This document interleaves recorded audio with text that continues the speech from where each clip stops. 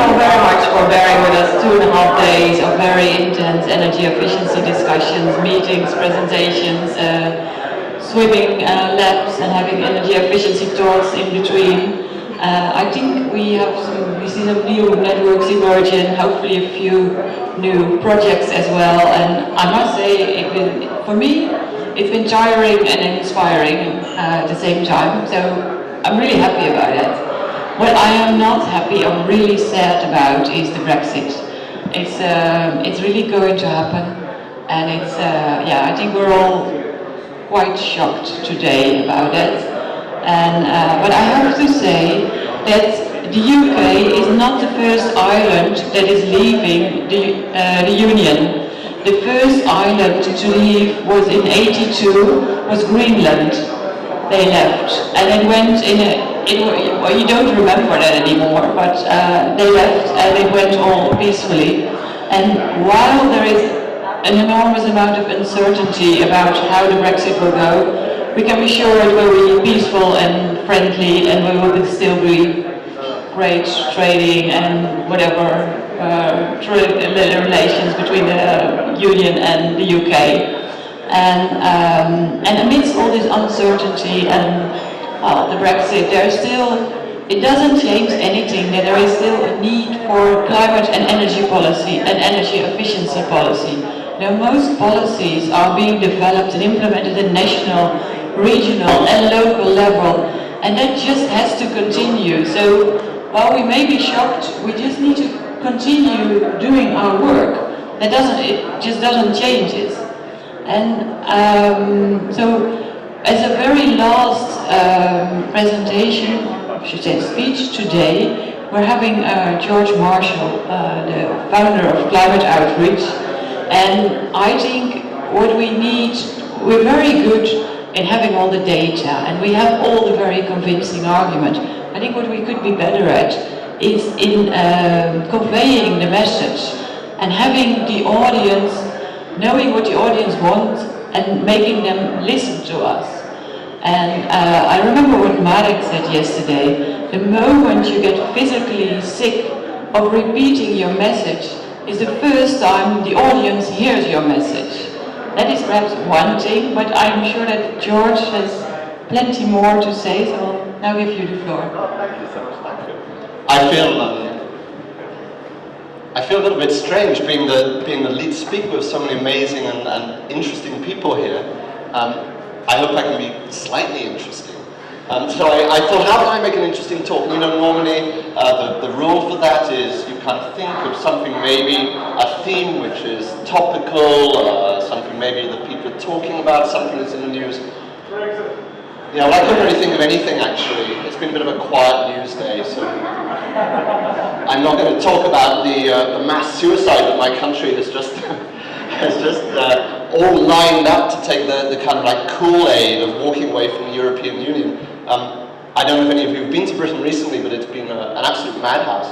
And all over the country we've had these battle buses cruising up and down, full of really rich, posh people who I don't think have ever been on a bus before.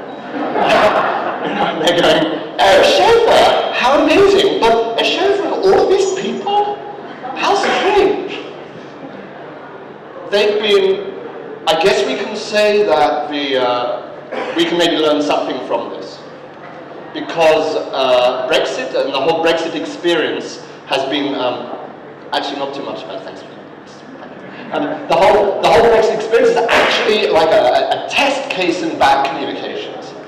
And maybe we could learn something from it. The people who were campaigning to leave the European Union knew exactly what they were doing. They were playing to values of identity, of a sense of belonging. They were talking about nationality. They were talking about Britain as a great country. I was just thinking, you know that thing where people have an amputation and they have their leg cut off, right? But they can still feel the leg. We call it like a ghost leg. You know?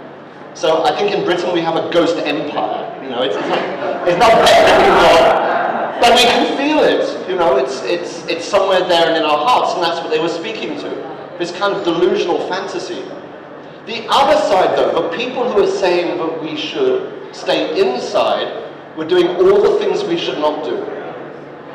First of all, they were bringing in the experts, piles and piles of experts, and every time that an expert failed, they brought in another 2 or another 3 from large institutions. You know, things start to fail when the experts start coming in large numbers. People don't, I realise I'm talking to a room full of experts. People don't trust experts. The general public are deeply suspicious of this. You know, we had a case a while ago with MMR, measles, mumps, rubella, this injection. And the story started with the general public that this caused autism.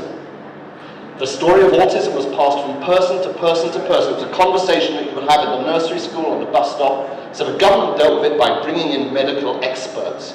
And every expert who came in, people would say, no, they're just saying that, I don't believe them. There'd be another expert who would support them. It's like, oh, you're all saying the same thing. I don't trust any of you.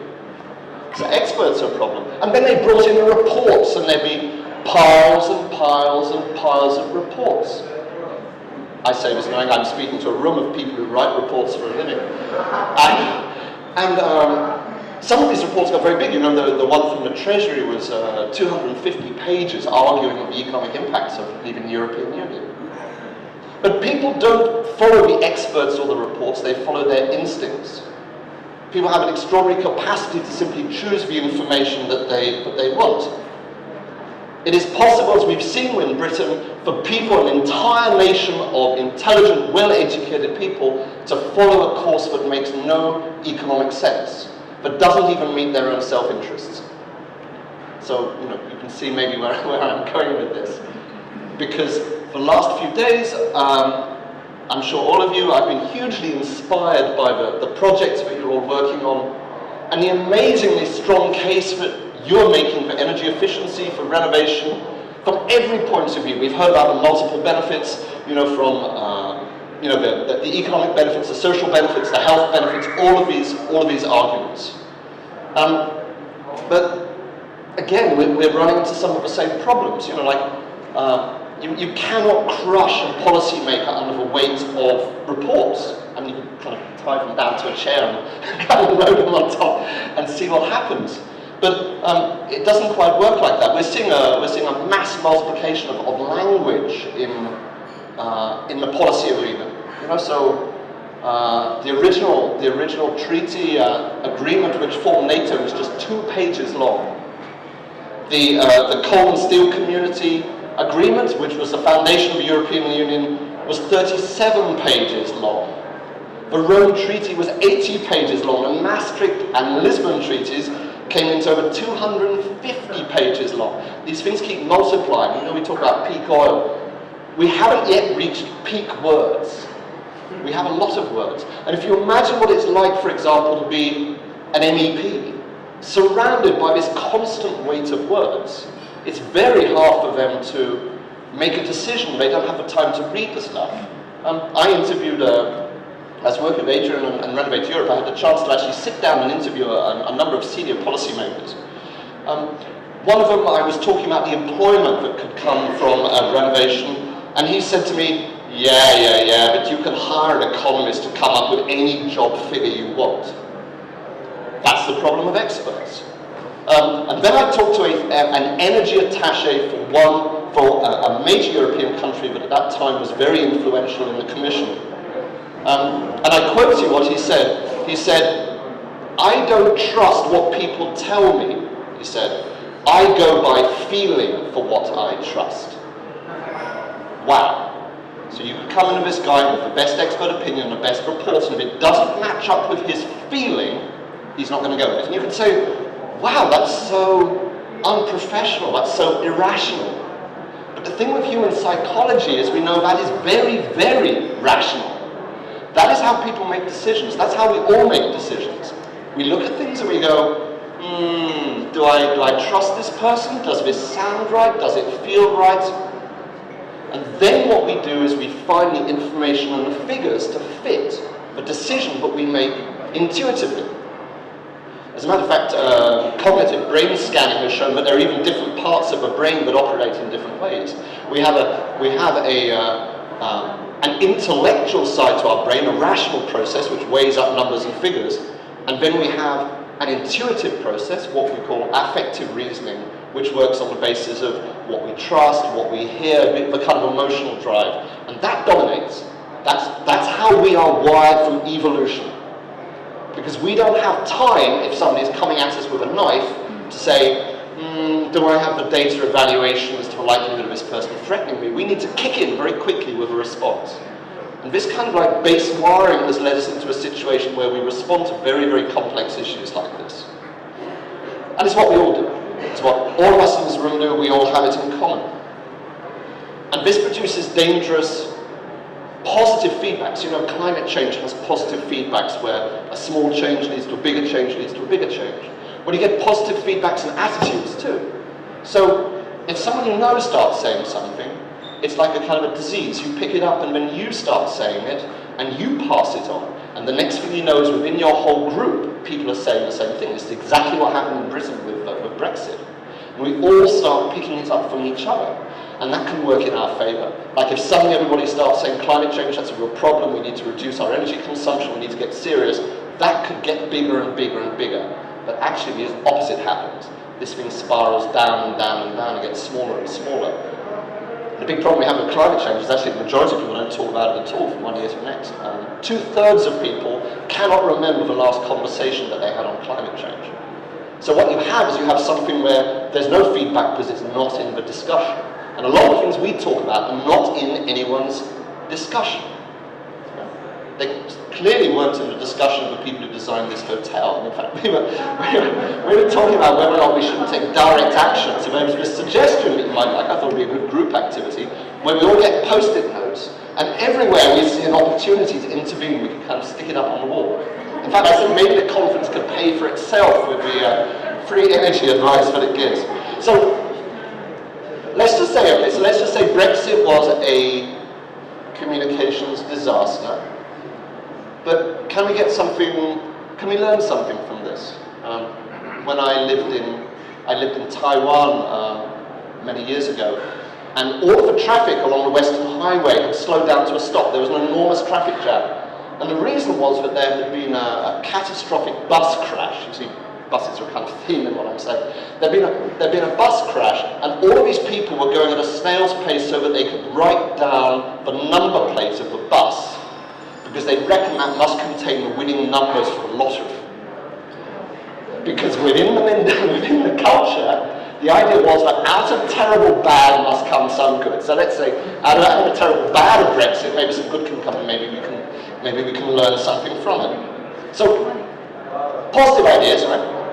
Sorry, was this meant to be inspiring? It's pretty depressing to me.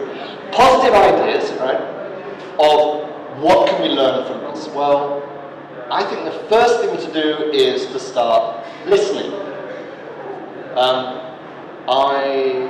I spend a lot of my time listening. I have conversations all the time.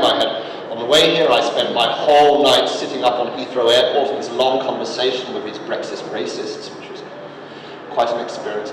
And I treat these as like little focus groups, a chance to learn about people. Whenever I go on a train, my daughter starts rolling her eyes and going, oh no, you're doing that thing you do with people again. And she sees I'm kind of gone into my social research mode. But we can all do this, and we can do it structurally as well. We can make sure that the people that we're speaking to, the public we're speaking to, but rather than trying to just hammer them over the head with the thing that we want to say, we just sit down and say, tell us about you. Tell us about what you care about. How can we find a match between what you care about and what we want to do? I spend a lot of my time working with conservatives, which is a strange place to be because I'm a left-wing activist, and I was saying to Adrian earlier, I like dangerous travel, like dangerous sports. I like dangerous travel. I guess I like dangerous social research. So I like going and finding people who are as opposite from me as possible, and then trying to understand what makes them work, which was why 2 years ago I found myself addressing a monthly meeting of the Central Texan Tea Party. I was doing research for my book, and they'd invited me to go along, and there were like 50 Tea Party people in the room. If you don't know, the Tea Party is a radical conservative grassroots that thinks that Donald Trump is probably a socialist, because they have their own very, very, very strong views.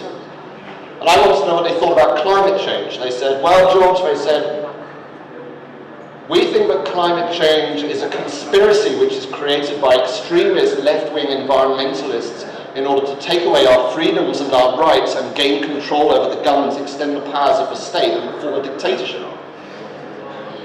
It was a kind of interesting situation to be in, seeing that I was a left-wing environmentalist standing in front of them. I was also slightly nervous, bearing in mind this was probably the best armed audience that I'd ever had, because on the way there I said, hey, do you guys carry guns? And they went, yeah, sure we have guns. They all had guns in their bags down the side of their car.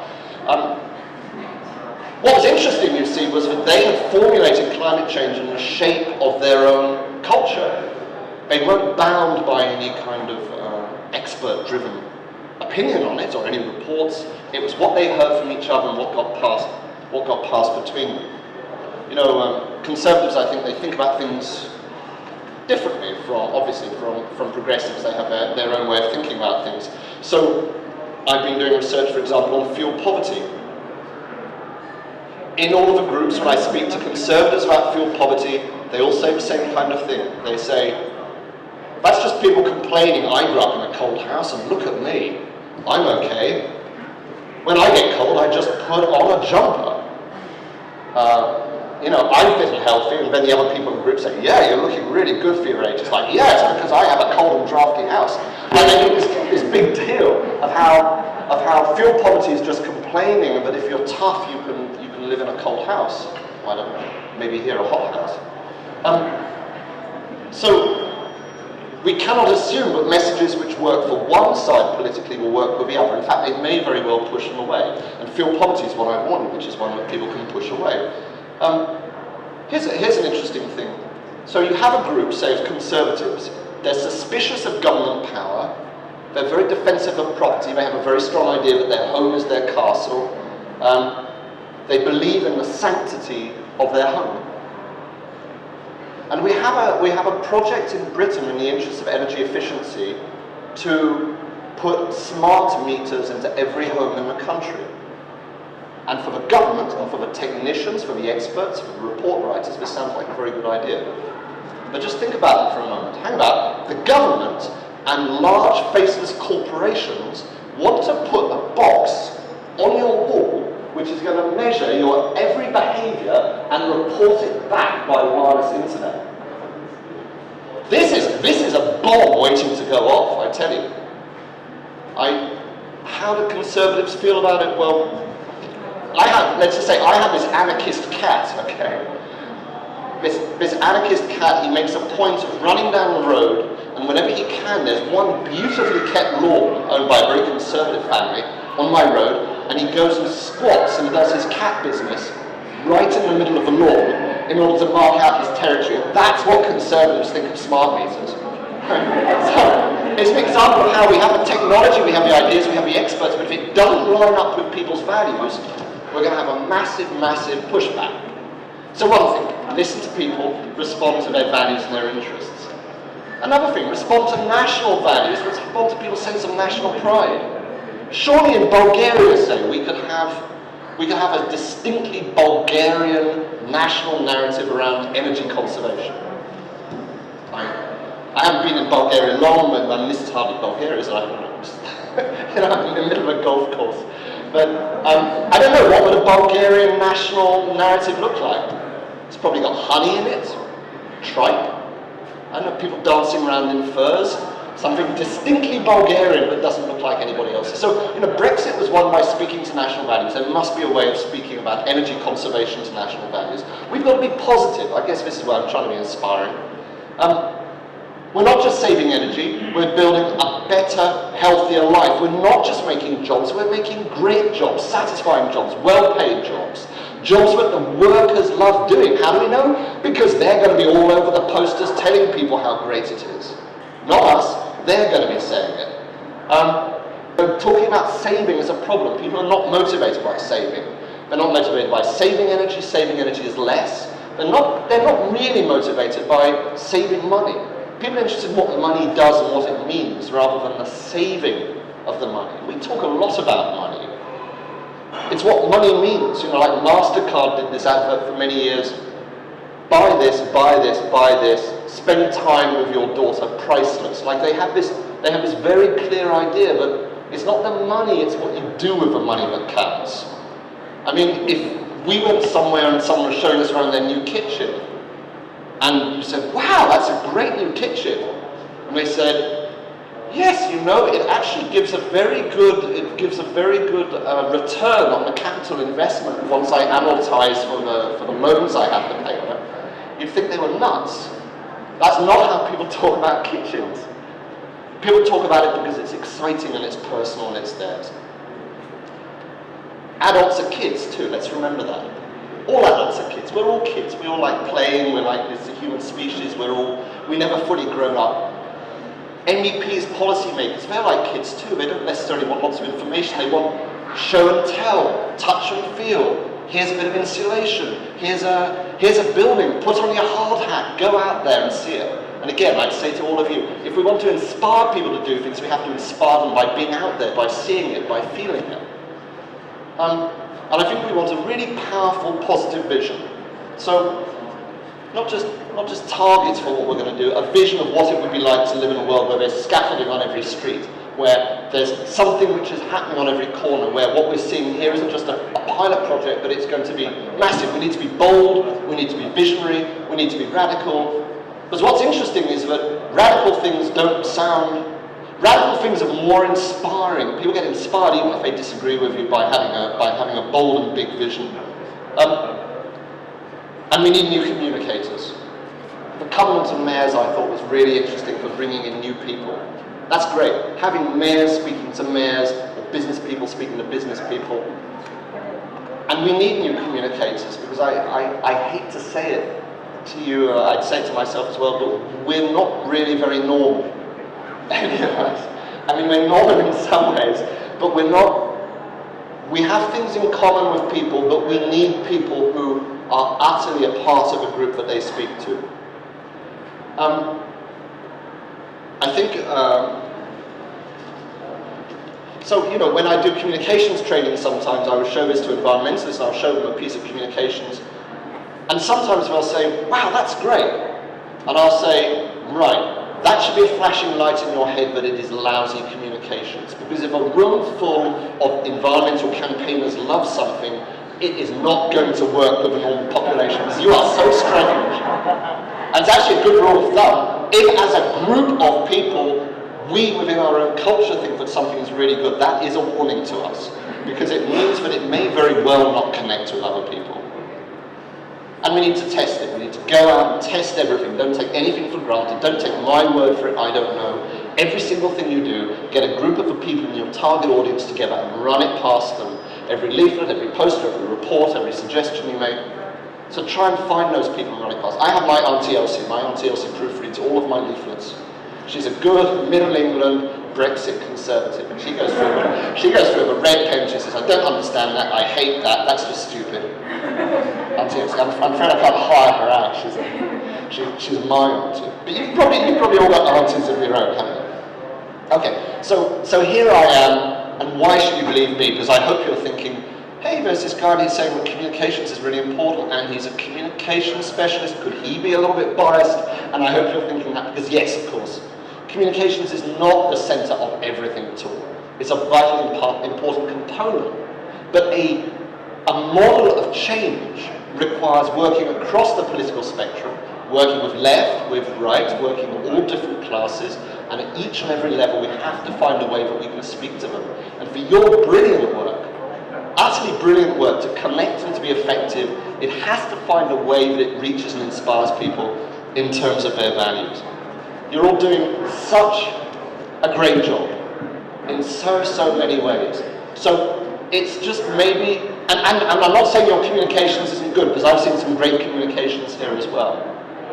But it needs to always be asking that question, and I guess I hope that's what I'm offering here. Communications and getting ordinary people on board is what underpins everything. It underpins the political process, it underpins the policy. It's not just about speaking to MEPs or speaking to policymakers. We have to carry the grassroots of people with us, or else it doesn't appear, politicians will not do something if they don't think that people broadly support it. So, I say this with kind of great humility. I'm hugely inspired by the things here. Let's find new ways of rethinking what we do, constantly challenging ourselves to find new ways of doing it. And to remember, we all have so much in common with ourselves and with each other. We have a community of people here who work together. We share so much. And we share so much with other people. Common sense of humanity. I guess we're all kids. And a common desire for the future. All right, thank you. Thank you.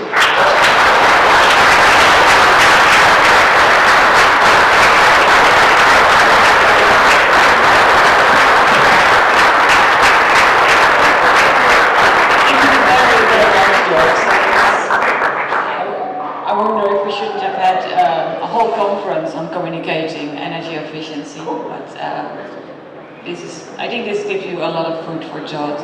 I would now like to give 3 people the chance to say something, then I will say in 2 minutes something about the follow-up of this, and then I need a minute to thank a few people, and then it's party time.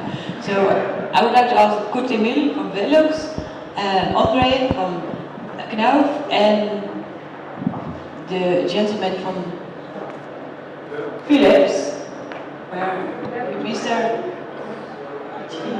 Where is it? Philips. Where is it? You're where Philips is. Okay. Okay.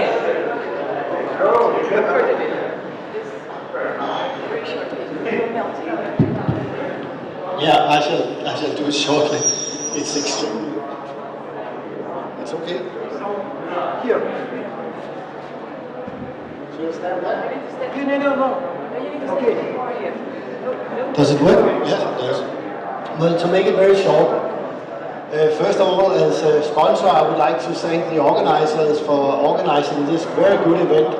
And I think that as a follow-up on George, I would say this event here has been completely different from some of the other events I have participated in, because we have much more focused on the additional values by energy efficiency than what I normally see. So to challenge George a little bit, we have been focusing very much on the additional values by energy efficiency here the last 2 days. Then I would like, well, it was not, you don't need to say sorry. I didn't say sorry, I said total. Then I would like to give a short comment about the philosophy of Velux. We are a manufacturer of windows. We would like to lead the development of better building with daylight and fresh air through the roof.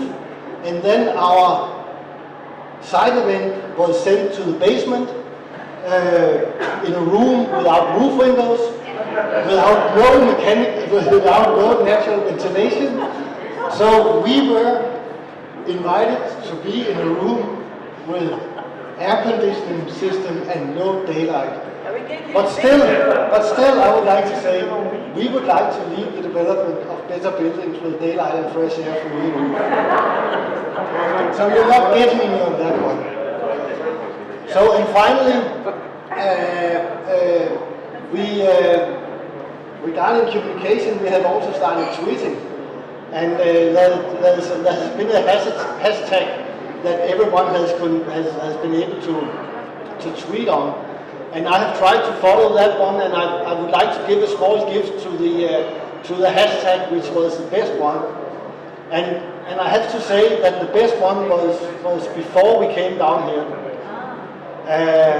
And it was Andre who made a hashtag where he said the weather conditions. The next 3 days will be sunny, it will be 32 degrees, and you need to bring your clothes, your bathing clothes and things like that for that. That was a very, very important tweet because that changed my suitcase a little. And I'm sure that a lot of other people have changed their suitcase as well. So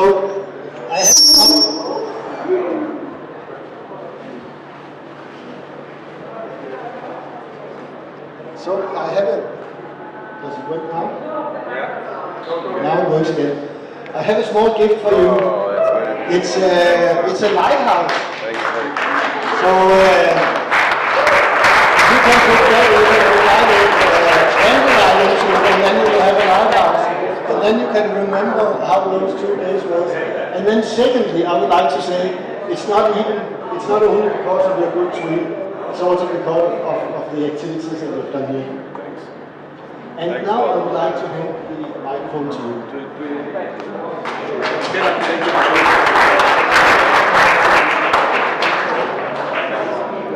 Well, thank you very much. I actually learned about the fact that I have to deliver some sort of message just a few minutes ago from Rena when she was looking at me.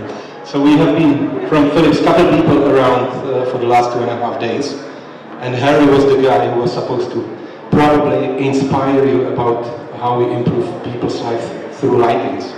Many of you had a chance to join Harry's session this afternoon. I didn't join because I know that story, so I've used the opportunity during the 2 days to actually join different sessions, different one that I normally join. And I have a very inspiring time with all of you around. So on behalf of Philips, maybe 2 reflections more. I do as a sponsor, we basically assumed or hoped that this event will bring a lot of people together and people start engaging and networking. And it actually happened, so we are proud for that. It was close to 200 people, right, Andre? So nearly 200 people in one place on the same topic, energy efficiency, and that really sheds a great light on what the organizers have managed to achieve. On the angle of participants, so to say, I actually took the liberty to participate in several sessions, and probably good credit needs to go to organizers because I haven't met any colleague of mine, so they had a different interest. So the Philips people, we never met on a parallel sessions, which is good. We'll have a great takeaway from many individual sessions. And last but not least, what to say? I remember this session, which was the last one, Mr. Joyce, Adrian. He invited me to a session. I was about to go to the Philips one because I wanted to be polite, and then actually music was resonating from that place. So I said that's going to be an inspiring one. So I joined that one. It was If I Had a Hammer, or something. If I Had a Hammer. So just as a reflection, maybe, and on George was telling about something about Rome. So there's a song, "The Rome wasn't built in a day." So we also are doing something that has a long-term vision. That is what I like, that we seem to understand that there needs to be a vision. And we need to strongly articulate the vision out to the general public and the community. And on that token, I really feel, as a participant, more of a citizen. I'm getting older, I have 2 kids, and I want my sons, when they are all 40 plus, that they still enjoy the earth and the planet that we are living in. So that is probably the mission that is ahead of all of us. So Rome wasn't built in a day. And then the second one, which I just recall now, is "For whom the bell tolls." So either the positive, we have a mission to go, or the negative, there's a call for urgency. So "For whom the bell tolls." So thank you for on behalf of Philips. Yeah.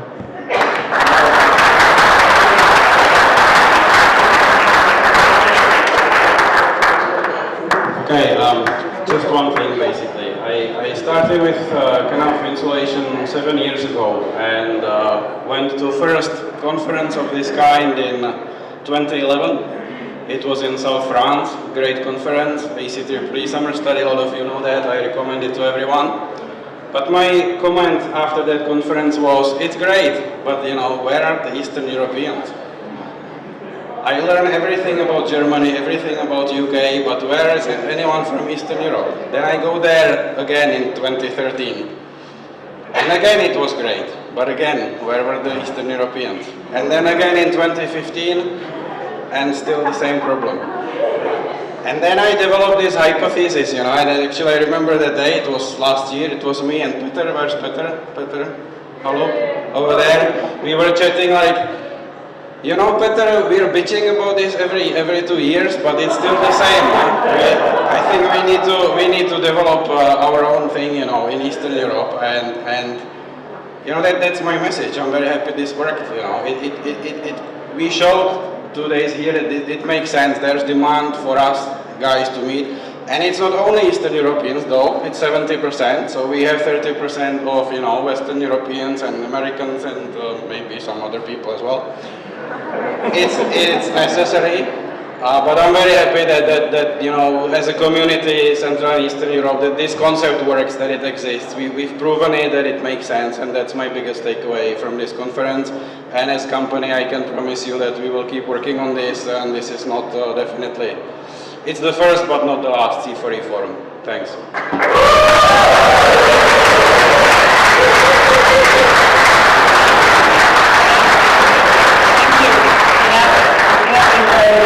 Thank you to the sponsors for their engagement. So indeed, it's not the last one. On the follow-up, we will send you a questionnaire asking for your feedback on the conference and asking for ideas on teams and other things for the next one, because our intention is to do one more in 2 years' time, unless your feedback is horrible, of course, and it's not going to happen. We will have all presentations on the website as soon as we get them from all the panel leaders.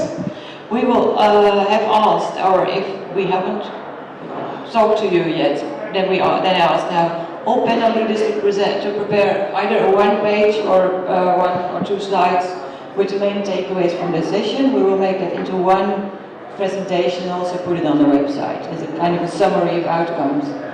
And yeah, in between, we hope there will be some project ideas that will be further developed. There's already talk of a conference on single-family housing in Prague in a year's time. Oh, I don't know, Peter, that's what you said. And maybe we'll explore the idea of building alliances between civil society, business, and experts in countries to together. Well, build one narrative that resonates with the audience and what people will listen to. So that's for follow-up. Then it's the really last. I would like to thank all the panel leaders for their hard work. They didn't know what they got into when they signed up, because we got them through a whole process of training, of doing things interactively. But I think you all done a great job. I would like to thank all the speakers for all their inspiring presentations. I would like to thank the local BGBC team for their support. Where are they? Working. And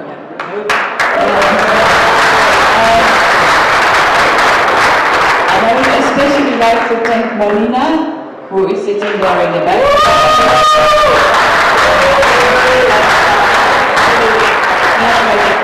I would like to thank the contributing partners, Euro8, Eurema, EA Grants and the Rockefeller Brothers Fund for their support to this conference.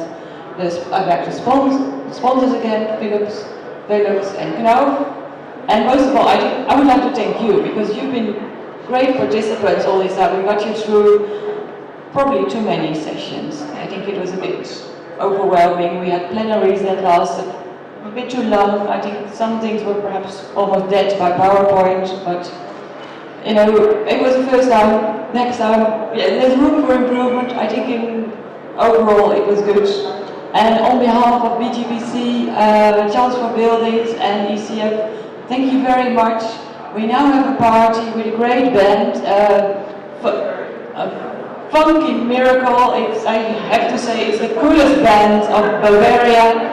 And tomorrow, the bus, please, if you want to go on the bus, please be downstairs at 10:30. You know how long checkout takes, and maybe even 9:30, because the bus leaves at 11 sharp to get you on the Austrian flight. Thank you very much. And then I forgot about one very important person.